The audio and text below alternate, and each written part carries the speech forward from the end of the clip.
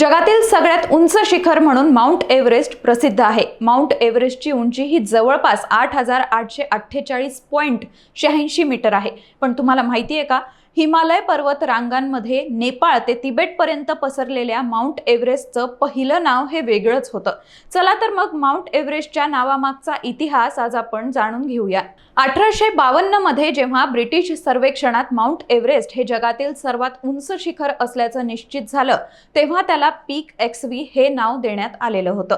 तसंच ब्रिटिश नाव देण्यापूर्वी या शिखराला तिबेटी आणि नेपाळी नावही देण्यात आलेलं होतं। हीच नावं आजही या भागात वापरली जातात। माउंट एव्हरेस्टचं तिबेटी नाव हे चोमोलुंगम्मा आहे, तर नेपाळी नाव सागरमाथा आहे। दरम्यान ब्रिटिश सर्वेक्षणात पीक एक्सव्ही नाव दिल्यानंतर पुढे 1865 मध्ये हे नाव बदलण्यात आलं। 1843 ते 1858 या काळात भारताचे सर्वेयर जनरल म्हणून काम केलेल्या सर जॉर्ज एव्हरेस्ट यांच्या सन्मानार्थ 1865 मध्ये या शिखराला अधिकृतपणे माउंट एव्हरेस्ट असं नाव देण्यात आलं। विशेष म्हणजे सर जॉर्ज एव्हरेस्ट यांनी स्वतः या नामकरणाला विरोध केलेला होता, कारण त्यांना असं वाटत होतं की भारतीय लोकांना हे नाव उच्चारणं कठीण जाईल। मात्र हेच नाव कायम ठेवण्यात आलं आणि आज जगभरात सर्वात उंच असलेल्या या शिखराला माउंट एव्हरेस्ट याच नावानं ओळखलं जातं।